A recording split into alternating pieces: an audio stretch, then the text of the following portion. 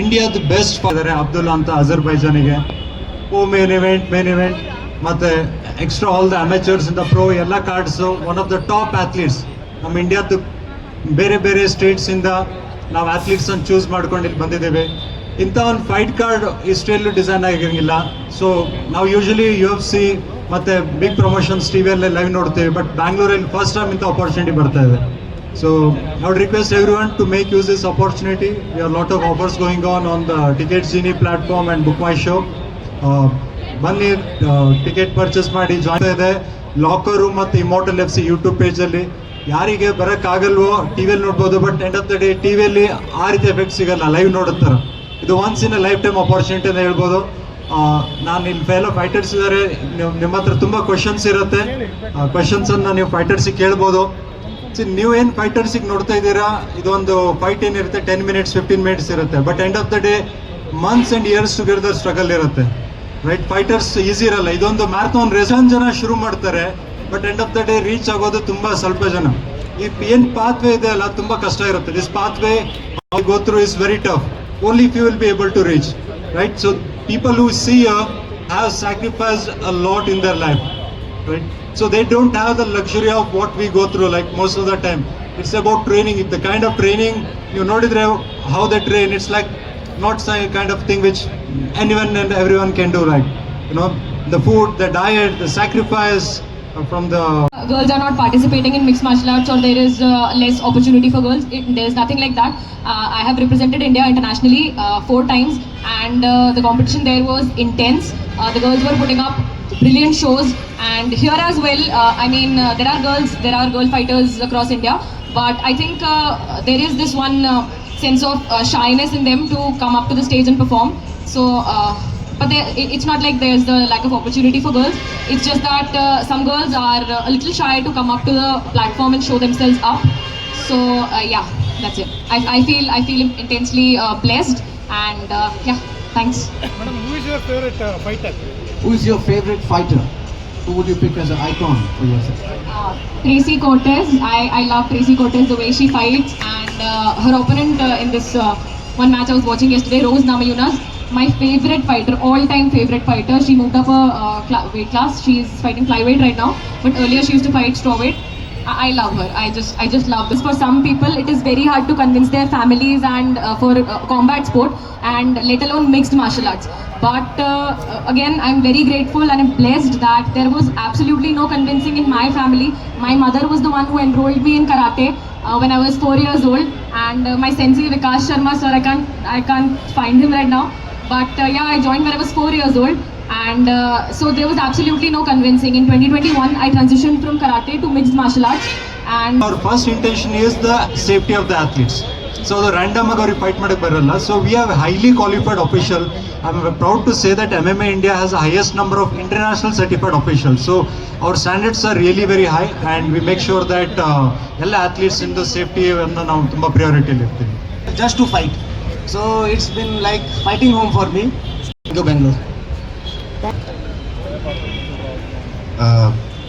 बेंगलोर में मेरा डेब्यू ही बेंगलोर में हुआ था.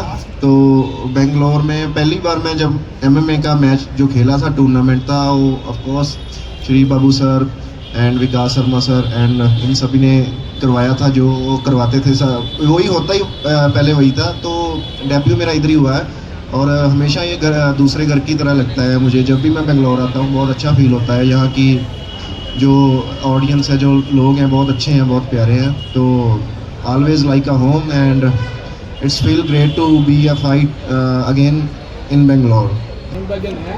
ವರ್ಕೌಟ್ ಟೈಮ್ಸ್ ಮತ್ತು ಡಯಟ್ಸ್ ಎಲ್ಲ ಹೆಂಗೆ ಮೇಂಟೈನ್ ಮಾಡ್ತಾರೆ ಅವರೆಲ್ಲ ಅಂತ ಕೇಳ್ತಾ ಇದ್ರು, ಮಾತಾಡ್ತಾ ಇದ್ರು. ನಾನು ತುಂಬಾ ಫುಡಿ. ನನಗೇನು ಇಷ್ಟ ಬರುತ್ತೆ ನಾನು ತಿಂತೀನಿ. ವೆಜಿಟೇರಿಯನ್ನು ಅಂದರೆ ಅಷ್ಟೇ ಹಾರ್ಡ್ ವರ್ಕ್ ಮಾಡಬೇಕು. ಒಂದೊಂದು ಕಾನ್ಸೆಪ್ಟ್ ಅದು ಯಾವಾಗಲೂ. ಯಾಕಂದರೆ ಡಯಟ್ ಅಂತ ಸ್ವಲ್ಪ ತಿನ್ನೋದು ಆ ಥರ ಇಲ್ಲ. ಹೆಲ್ದಿ ಫುಡ್, ತುಂಬಾ ಪ್ರೋಟೀನ್ ಕಂಟೆಂಟ್ ಇರೋವಂಥದ್ದು. ಏನು ನಮಗೆ ಹೆಲ್ದಿ ಫುಡ್ ಅಂತ ಬಂದಾಗ ಫೈಬರ್ಸ್ ಆಗಿರ್ಬೋದು, ಗುಡ್ ಕಾರ್ಬ್ಸ್, ಪ್ರೋಟೀನ್, ಮಿನರಲ್ಸ್, ಈ ಥರ ಕಂಟೆಂಟ್ ಇರುವಂಥ ಫುಡ್ಸ್ನ ಜಾಸ್ತಿ ತಿಂತೀನಿ. ಎಷ್ಟು ಮನಸ್ಸಿಗೆ ತೃಪ್ತಿ ಆಗೋಷ್ಟು ತಿಂತೀನಿ ಯಾವಾಗಲೂ. ಅಷ್ಟೇ ಜಾಸ್ತಿ ವರ್ಕೌಟ್ ಮಾಡ್ತಾ ಇರ್ತೀನಿ. ಸೊ ಇದು ನನ್ನ ಫಿಟ್ನೆಸ್ ಸೀಕ್ರೆಟ್. ಗೊತ್ತಿಲ್ಲ ಅಂದರೆ ಅವರಿಗೆ ಈ ಸ್ಪೋರ್ಟ್ ಬಗ್ಗೆ ಅವೇರ್ನೆಸ್ ಇಲ್ಲ. ಕೆಲವರು ಕುಸ್ತಿ ಅಂದರೆ ಗೊತ್ತಿದೆ, ಈಗ ಸಿಂಗಲ್ ಮಾರ್ಷಲ್ ಆರ್ಟ್ಸ್ ಬಗ್ಗೆ ಅಂದರೆ ಗೊತ್ತಿದೆ. ನಮ್ಮಲ್ಲಿ ಒಂದು ನೆಗೆಟಿವ್ ಥಾಟ್ಸ್ ಏನಂದರೆ, ಎಲ್ಲಿವರೆಗೂ ನೀವು ದೊಡ್ಡದಾಗಿ ಸಾಧನೆ ಮಾಡಲ್ಲ ಅಲ್ಲಿವರೆಗೂ ನಾವು ಕಣ್ಣಿಗೆ ಬೀಳೋದಿಲ್ಲ. ಸೊ ಈಗ ನಾವು ಸ್ಟಾರ್ಟ್ ಮಾಡುವಾಗ ಯಾರೋ ನಮ್ಮನ್ನ ಗುರುತಿಸಲಿ, ನಮಗೆ ಸಪೋರ್ಟ್ ಮಾಡಲಿ ಅಂತ ನಾವು ಯಾರೂ ಸ್ಟಾರ್ಟ್ ಮಾಡಲ್ಲ. ನಾವು ನಮಗೋಸ್ಕರ, ನಮ್ಮ ಫ್ಯಾಮಿಲಿಗೋಸ್ಕರ, ನಮ್ಮ ಸಮಾಜ, ನಮ್ಮ ಮನೆ, ಇದಕ್ಕೋಸ್ಕರ ಸ್ಟಾರ್ಟ್ ಮಾಡಿದ್ವಿ. ಏನಾದರೂ ಒಂದು ಸಾಧನೆ ಮಾಡಬೇಕು, ನನ್ನ ತಂದೆ ತಾಯಿಗಳಿಗೆ, ನನ್ನ ಊರಿಗೆ, ನನ್ನ ಗುರುಗಳಿಗೆ ಒಂದು ಒಳ್ಳೆಯ ಹೆಸರು ತರಬೇಕು ಅನ್ನೋ ಒಂದು ಮೈಂಡ್ ಸೆಟ್ಟಲ್ಲಿ ಸ್ಟಾರ್ಟ್ ಮಾಡಿರ್ತೀರಿ. ಸೊ ಹಾಗಾಗಿ ಆ ಹೋಗೋ ಜರ್ನಿನಲ್ಲಿ ತುಂಬಾ ಸೋಲು ಗೆಲುವುಗಳನ್ನ ಕಾಣಿಸ್ತೀವಿ. ಸೋತಾಗ ಕುಗ್ದೆ, ಗೆದ್ದಾಗ ಹೀಗದೆ ಒಂದೇ ಸರಿಸಮನಾಗಿ ನಾವು ಲೈಫ್ನಲ್ಲಿ ನಾವೇನು ಸಾಧನೆ ಮಾಡಬೇಕು ಅಂತ ಅಂದ್ಕೊಂಡಿದ್ದೆ ಅದ್ರ ಹಿಂದೆ ಹೋಗ್ತಾ ಇದ್ದರೆ ಡೆಫಿನೆಟ್ಲಿ ನಾವು ಅಂದ್ಕೊಂಡಿರುವಂಥ ಒಂದು ಗೋಲು ತಲುಪ್ತೇವೆ. ಫಸ್ಟ್ ಆಫ್ ಆಲ್ ನಾವು ಕರ್ನಾಟಕದವರು, ಕರುಣಾಮಯಿಗಳು. ಅದು ನಾವು ಓನ್ಲಿ ಏನಂದರೆ ಫೈಟರ್ಸ್ ಅಂದ ತಕ್ಷಣವೇ ಎಲ್ಲರೂ ಏನು ಹೊಡೆದಾಡೋ ಫುಲ್ ಬ್ರೂಚಲ್ ಆಗಿರುತ್ತೆ, ಬ್ಲಡ್ ಬರಂಗ್ ಹೊಡಿತಾರೆ, ಏನೋ ಒಂದು ಇಂಜುರಿ ಆಗುತ್ತೆ ಆ ಥರ. ಬಟ್ ಎಲ್ಲದಕ್ಕಿಂತ ಮುಖ್ಯವಾಗಿ ನಾವೆಲ್ಲ ಒಂದು ಗುಡ್ ಹ್ಯೂಮನ್ ಬೀಯಿಂಗ್ಸ್. ನಾವೆಷ್ಟು ಎದುರುಗಡೆ ಟ್ರ್ಯಾಶ್ ಟಾಕ್ ಮಾತಾಡ್ಬೋದು, but end of the day ನಮಗೂ ಫ್ಯಾಮಿಲಿ, ಪೇರೆಂಟ್ಸ್ ಎಲ್ಲರೂ ಇರ್ತಾರೆ. ನಾವು ಆಟ ಮುಗಿದ ಮೇಲೆ ನಾವು ಮನೆಗೆ ಹೋಗಬೇಕು, ಸೇಫ್ಟಿಯಾಗಿ ಹೋಗಬೇಕು, ಒಂದು ರೆಸ್ಪೆಕ್ಟ್ ಇರುತ್ತೆ. ಸ್ಪೋರ್ಟಿಂಗ್ ಕರಿಯರ್ ಈಗ ಸ್ಪೋರ್ಟಿಂಗ್ ಫೀಲ್ಡಲ್ಲಿ ಅವರು ಅಥ್ಲೀಟ್ಸಲ್ಲಿ, ಮತ್ತು ಇವರು 1-2 ವರ್ಷದಿಂದ ಬಂದಿರಲ್ಲ. ಇವರು ಆಲ್ಮೋಸ್ಟ್ ಲೈಕ್ 5-10 ವರ್ಷ ಪ್ರಾಕ್ಟೀಸ್ ಮಾಡಿಬಿಡ್ತಾರೆ. ಸುಮಾರು ಜನ ಮಕ್ಕಳಿಂದ ಮಾಡಿ ಏನೋ ಪ್ರಾಕ್ಟೀಸ್ ಮಾಡಿ ಬಂದಿರ್ತಾರೆ. ಸೊ ನಮ್ಮ ಇಂಜುರಿ ಅಂತ ಹೇಳೋದು ಅವ್ರಿಗೆ ಜಸ್ಟ್ ಲೈಕ್ ಒಂದು ಸ್ಕ್ರ್ಯಾಚ್ ಇರುತ್ತೆ, ರೈಟ್? ಇವ್ರದ್ದು conditioning, body conditioning next level ಇರುತ್ತೆ. ಯಾಕಂದರೆ ಇವ್ರದ್ದು ನೀವು ಜಸ್ಟ್ ಬರೀ ಫೈಟ್ ಮಾಡಲ್ಲ. ನಾವೇನು ಪ್ರಾಕ್ಟೀಸಲ್ಲಿ ಬರೀ ಫೈಟ್ ಮಾಡ್ತಾರಂತ ಕಂಡೀಷ್ನಿಂಗ್ ಮಾಡ್ತಾರೆ.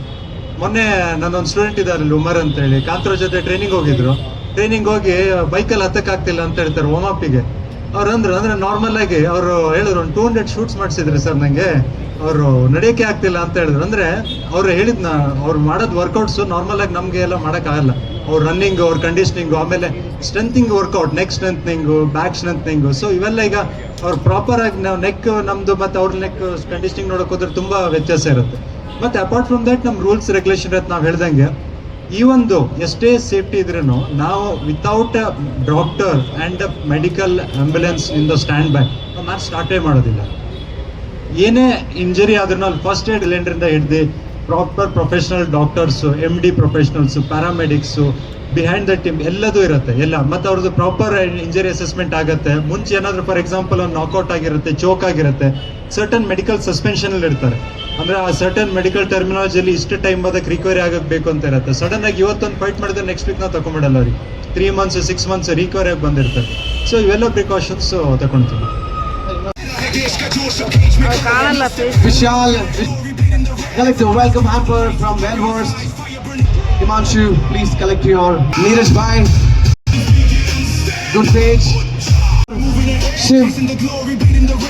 Prasad sir.